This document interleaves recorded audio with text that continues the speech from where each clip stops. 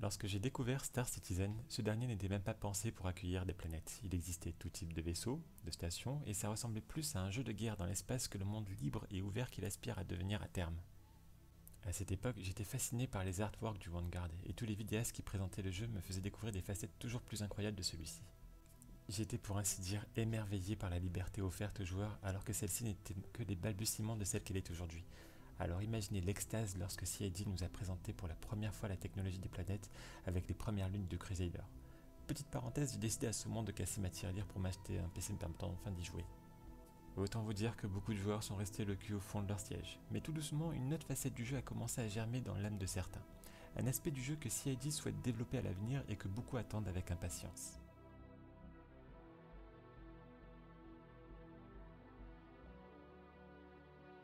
Tout d'abord, mettons les choses au clair, en commençant par une question. Que veut dire exploration dans Star Citizen? Pour beaucoup, la définition est erronée, voire très à côté de la plaque. Alors avant de continuer, nous allons mettre tout cela au clair. L'exploration est un thème général qui va contenir plusieurs catégories, dont certaines peuvent aller ensemble alors que d'autres n'ont rien à voir. Nous allons donc passer cela rapidement en revue pour se faire une brève idée.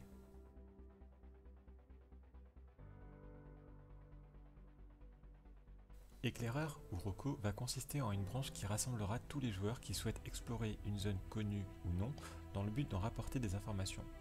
Pour une organisation de mercenaires par exemple, les éclaireurs explorent une zone connue ou non pour en rapporter des données comme le niveau de menace afin d'éviter d'envoyer une flotte au casse-pipe.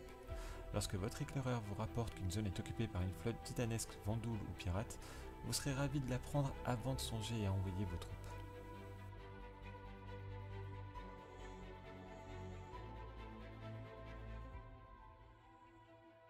On va rester assez proche du Reco, mais cette fois-ci pour la recherche de ressources, car quel intérêt de faire partie de l'équipage d'un Orion si vous ne savez pas où miner? Et c'est là que les prospecteurs vont jouer un rôle important. Que ce soit pour de courtes ou longues durées, ces derniers auront pour mission de recenser un maximum de filons et de poches de gaz afin d'en rapporter leur localisation aux copains qui ont les moyens de les exploiter.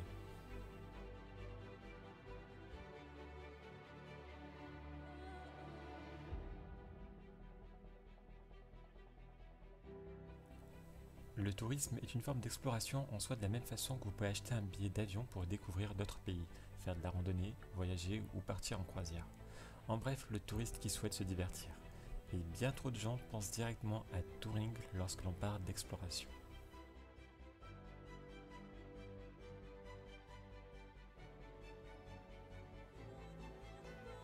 On commence petit à petit à rentrer dans le vif du sujet avec les chasseurs de trous de verre. Il s'agit là d'explorateurs traquant les anomalies gravitationnelles potentielles de cacher un trou de verre ou un astre caché dans le noir de l'espace comme un planétoïde. Les trous de verre, appelons-le, sont des raccourcis permettant de passer d'un système à un autre, connu ou pas, via un voyage dans le sous-espace. Et lorsqu'un nouveau trou de verre est découvert, c'est au tour des jumpers de les traverser afin d'en cartographier le chemin, non sans grand risque. D'après le lore, une fois la cartographie faite et le trajet enregistré, ces derniers peuvent être vendus à d'autres personnes qui n'auront plus qu'à laisser le pilote automatique de leur vaisseau suivre la trajectoire empruntée par le jumper. Ok, je fais ici un petit aparté car toutes les facettes que je viens de présenter ici ne sont pas la facette que les joueurs souhaitant faire de l'exploration visent en jeu. Et à contrario, c'est pourtant ce que beaucoup trop de gens semblent entendre.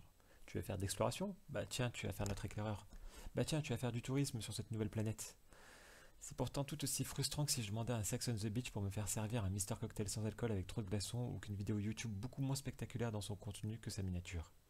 Et c'est donc le moment de vous présenter la facette que beaucoup de joueurs veulent dans Star Citizen.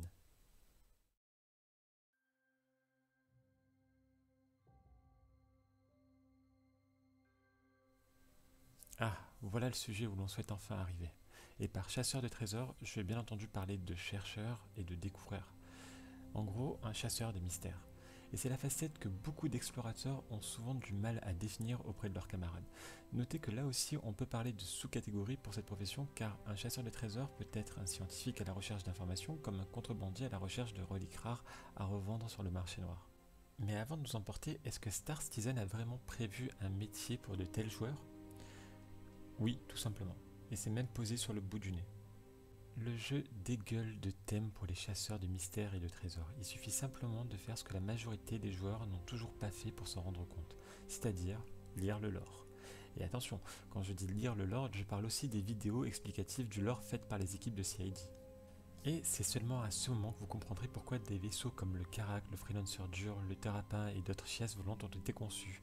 Car qu'on se le dise bien, si le Karak est un vaisseau pour faire du tourisme et le Terrapin un ship renforcé juste pour mieux encaisser les tirs, vous serez vachement déçu lorsque vous allez essayer de vous poser à la surface d'une Venus Lake et que votre joli vaisseau qui vous aura coûté un bras et 3 reins, bien que pas les vôtres, va se compacter comme une canette d'alu sous pression avant d'exploser au moment où vous n'aurez même pas atteint la surface alors que votre objectif de base était de trouver des artefacts d'utilisation millénaire. Parce que oui, Star Citizen prévoit ce genre de choses, et ce n'est que la surface du thème que nous allons explorer dans cette série de vidéos, la recherche et la découverte des mystères cachés par CIG dans Star Citizen pour les futurs explorateurs.